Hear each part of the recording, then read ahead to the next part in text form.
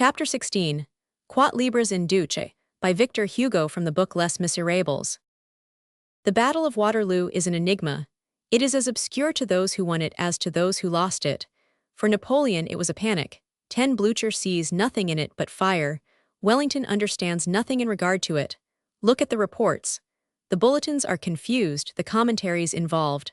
Some stammer, others lisp. Jemini divides the Battle of Waterloo into 4 moments. Muffling cuts it up into 3 changes. Charas alone, though we hold another judgment than his on some points, seized with his haughty glance the characteristic outlines of that catastrophe of human genius in conflict with divine chance. All the other historians suffer from being somewhat dazzled, and in this dazzled state they fumble about. It was a day of lightning brilliancy. In fact, a crumbling of the military monarchy which, to the vast stupefaction of kings, drew all the kingdoms after it, the fall of force, the defeat of war. In this event, stamped with superhuman necessity, the part played by men amounts to nothing. If we take Waterloo from Wellington and Blücher, do we thereby deprive England and Germany of anything? No, neither that illustrious England nor that august Germany enter into the problem of Waterloo. Thank heaven, nations are great, independently of the lugubrious feats of the sword.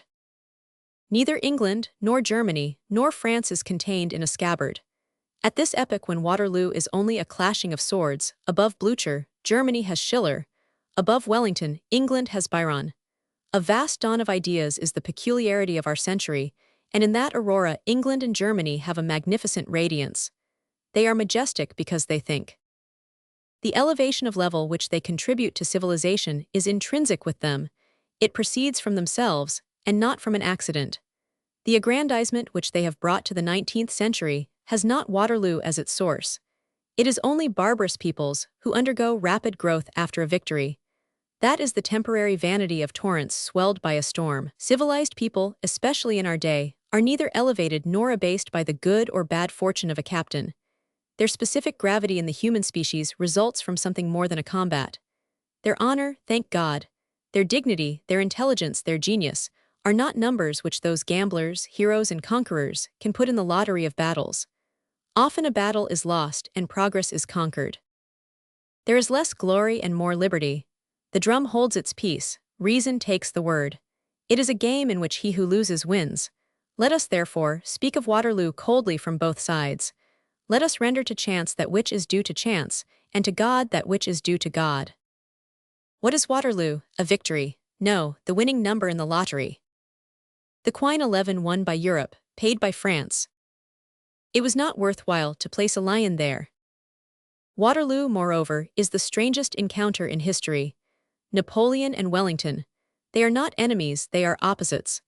Never did God, who is fond of antitheses, make a more striking contrast, a more extraordinary comparison. On one side, precision, foresight, geometry, prudence, and assured retreat, reserve spared with an obstinate coolness.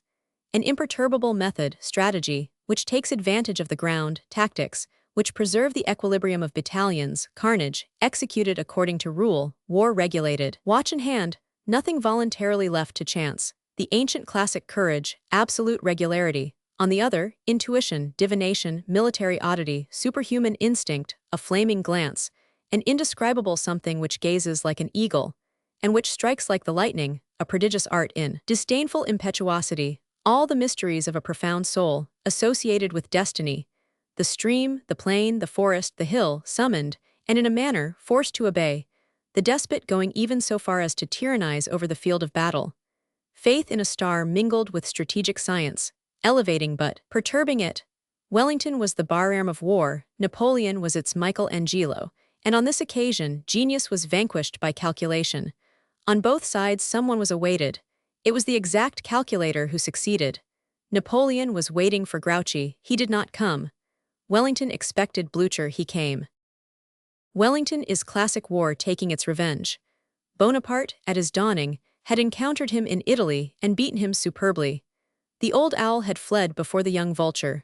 The old tactics had been not only struck as by lightning, but disgraced. Who was that Corsican of 26? What signified that splendid ignoramus, who, with everything against him, nothing in his favor, without provisions, without ammunition, without cannon, without shoes, almost without an army, with a mere handful of men against masses, hurled himself on Europe combined, and absurdly won victories in the impossible. Whence had issued that fulminating convict, who almost without taking breath, and with the same set of combatants in hand, pulverized, one after the other, the 5 armies of the Emperor of Germany, upsetting Beaulieu on Alvinzi, Wurmser on Beaulieu, Melas on Wurmser, Mack on Melas. Who was this novice in war with the effrontery of a luminary? The academical military school excommunicated him, and as it lost its footing, hence, the implacable rancor of the old CSRism against the new, of the regular sword against the flaming sword, and of the exchequer against genius. On the 18th of June, 1815, that rancor had the last word, and beneath Lodi, Montebello, Montenot, Mantua, Arcola it wrote, Waterloo. A triumph of the mediocres which is sweet to the majority. Destiny consented to this irony. In his decline, Napoleon found Wurmser, the younger, again in front of him. In fact, to get Wurmser, it sufficed to blanch the hair of Wellington. Waterloo is a battle of the first order, won by a captain of the second.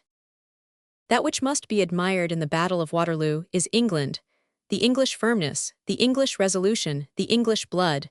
The superb thing about England there, no offense to her, was herself. It was not her captain, it was her army.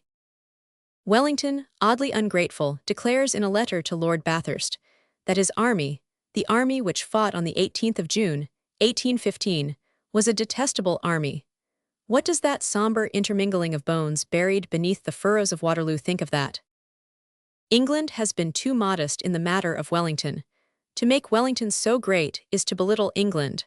Wellington is nothing but a hero like many another. Those Scotch Greys, those Horse Guards, those regiments of Maitland and of Mitchell, that infantry of Pack and Kempt, that cavalry of Ponsonby and Somerset, those Highlanders playing the pibroch under the shower of grapeshot, those battalions of Rylant, those utterly raw recruits, who hardly knew how to handle a musket holding their own against Essling's and Rivoli's old troops.